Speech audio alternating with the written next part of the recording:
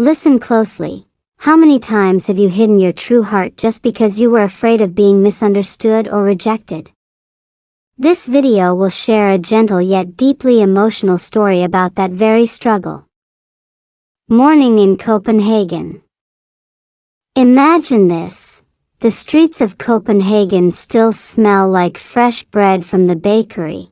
Bikes are gliding past quietly, and the air feels crisp but friendly. Our story begins here, in a city where life looks simple on the outside, but inside one person's chest, things are far from calm. That you've probably had mornings where you go through the motions, brushing your teeth, putting on a coat, waiting for the bus, but deep down, you're carrying something heavy. The brain is good at pretending everything's fine. It tells your face to smile, your voice to sound steady, your hands to stir the coffee like nothing's wrong. But the truth? Inside, it feels like someone taped a secret note to your heart, and you can't rip it off. Science actually backs this up. Psychologists call it emotional suppression. It's when your brain says, "Nope, we're not going to deal with that right now," and pushes your feelings into a dark basement. At first, it seems smart, like hiding dirty laundry when guests come over. But over time, the pile gets smellier, heavier, impossible to ignore. The Danish morning calm contrasts with the storm inside. Picture our main character, walking down Strøget, the famous pedestrian street. The shops are opening, tourists snapping photos, and the city hums with polite silence. Yet, for him, every step echoes the thought, would anyone even understand if I told them what I really feel? His heart beats like it wants to speak, but his lips stay zipped. It's the daily performance of being fine. And here's the punchline. Pretending you're okay is the busiest job in the world, and the paycheck is zero. The hidden feeling. Let's be honest. Carrying around a secret feeling is like trying to walk through Copenhagen with a giant umbrella on a sunny day. Everyone else looks normal, and you look like you're protecting yourself from something invisible. Our character knows this sensation too well. On the outside, he blends in perfectly, polite nods, quick smiles, a hedge here and there. But inside, there's a quiet storm. It's not anger, not sadness, not even fear. It's the constant buzzing question, if I show who I really am, will anyone stay? Science has a brutal way of describing this. Emotional concealment drains cognitive energy. Your brain works overtime to monitor every word, every gesture, making sure nothing slips out. Imagine your mind as a laptop running 50 tabs at once. Sure, it still works, but the fan is screaming, the battery dies faster, and eventually, it freezes. Think about the last time you laughed in a group but felt no joy inside. That hollow chuckle, that fake sparkle in your eyes, it's exhausting. Our character walks through life with that mask glued on. At work, with friends, even during Sunday family dinners. Everyone sees the surface.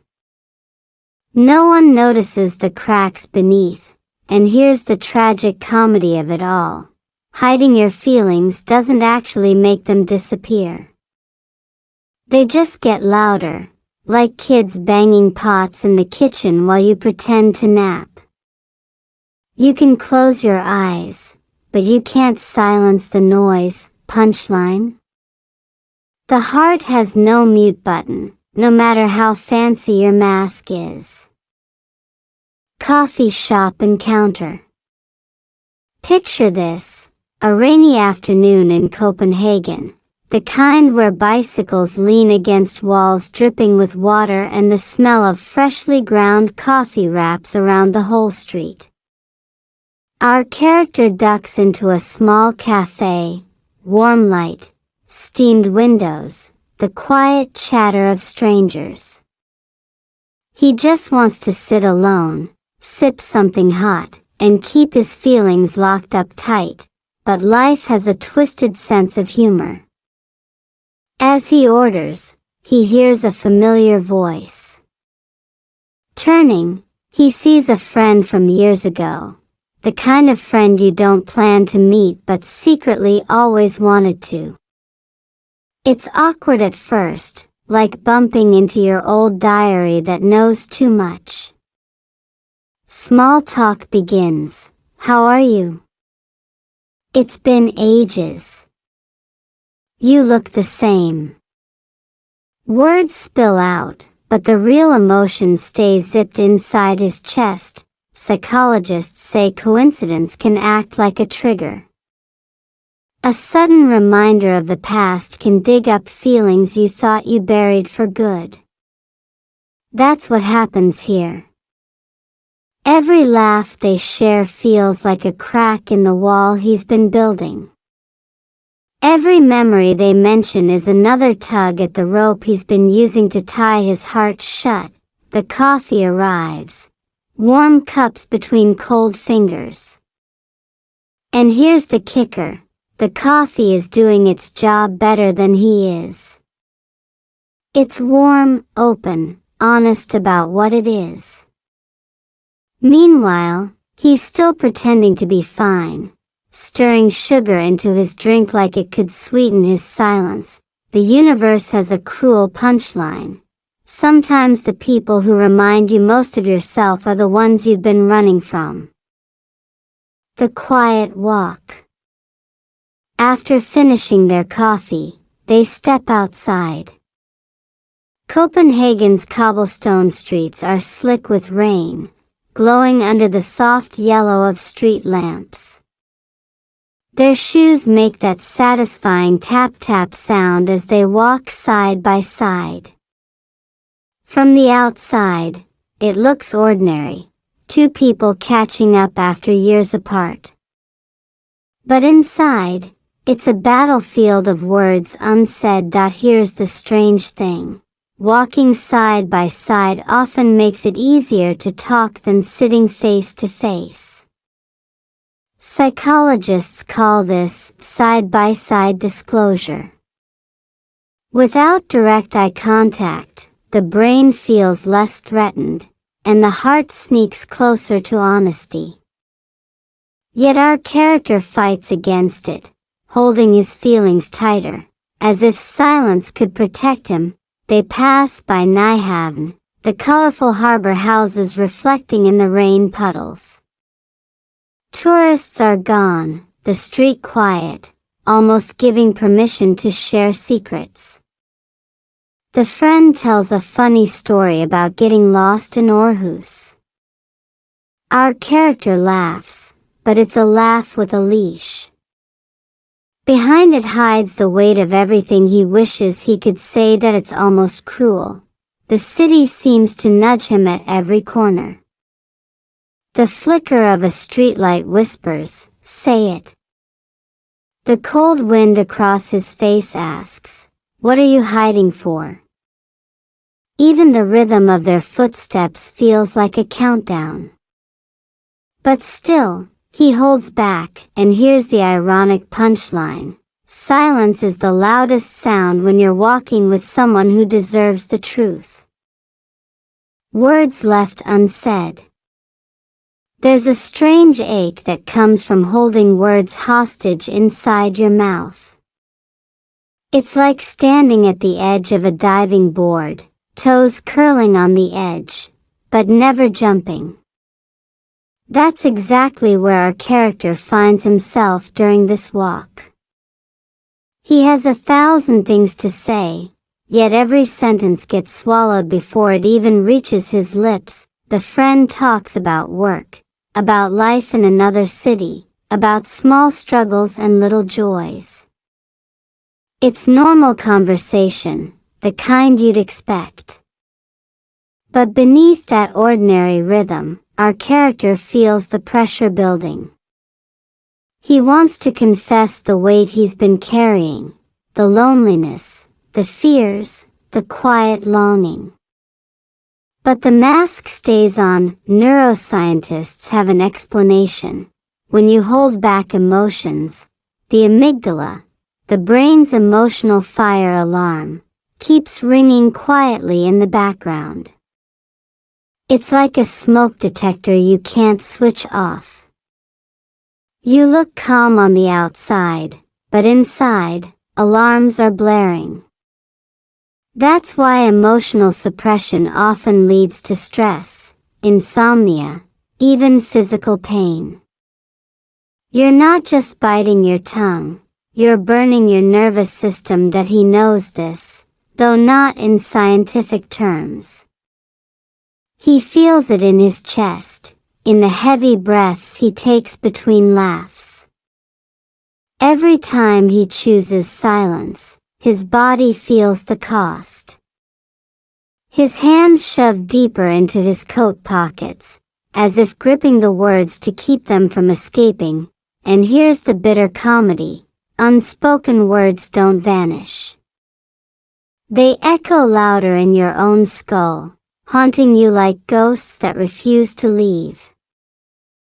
A gentle confrontation. Sometimes life doesn't wait for you to be ready. As they pause at a quiet bridge, the friend suddenly tilts their head, studies his face, and asks softly, "Why do you always hide your true heart?" Boom. Just like that, the question he's been dodging lands right in the middle of the conversation. No fireworks, no drama, just a calm voice that slices through years of silence. It feels like someone gently tapping on a locked door you've been guarding with steel chains. Psychologists call this empathic confrontation. It's when someone cares enough to point out what you're not saying, but in a way that feels safe, not threatening. The brain's natural defense, that little voice screaming, "Danger, run," doesn't activate as strongly. Instead, there's a pause, a chance to consider honesty. Our character laughs awkwardly at first, tries to dodge with a joke, but the friend doesn't buy it. Their eyes are steady, kind, not pushing, just waiting. And that's the worst and best part. Kindness can feel heavier than judgment, because you can't fight it. The city around them is quiet, the canal reflecting dim lights. It's as if the whole world has gone still, giving him no excuse to escape. His heart pounds like it's trying to push the words out on its own. Here's the punchline. Sometimes the scariest questions aren't shouted at you. They're whispered, leaving you no place to hide. The release of honesty. At first, the words come out shaky, like a faucet that hasn't been used in years. He admits he's been hiding, afraid of rejection, afraid of not being enough. His voice cracks, but once the dam breaks, the flood doesn't stop. All the feelings he's carried, the longing, the loneliness, the quiet desperation, finally spill into the open air. It's not pretty. His sentences are messy, his pauses awkward. But honesty rarely looks polished. It looks raw, unfiltered, human. And strangely, it feels lighter. With every word he lets out, the invisible weight pressing on his chest loosens its grip. Neuroscience explains why this happens. Sharing emotions activates the brain's reward system, releasing oxytocin and calming cortisol levels.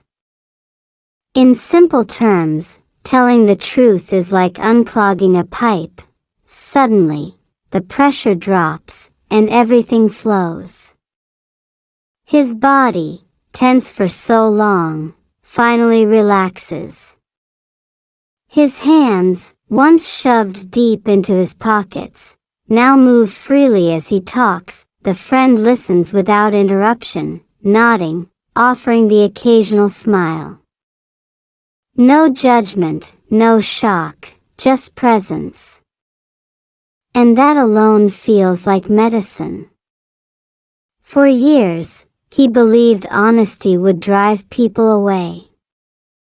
Yet here, in this rainy Copenhagen night, honesty builds a bridge instead of burning one. And here's the surprising punchline.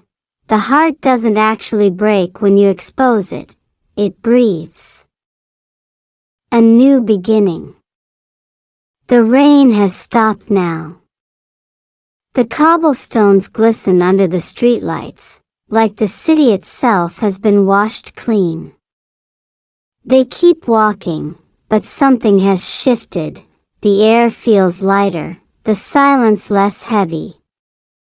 For the first time in years, our character isn't carrying the entire weight of his heart alone. It's funny, isn't it?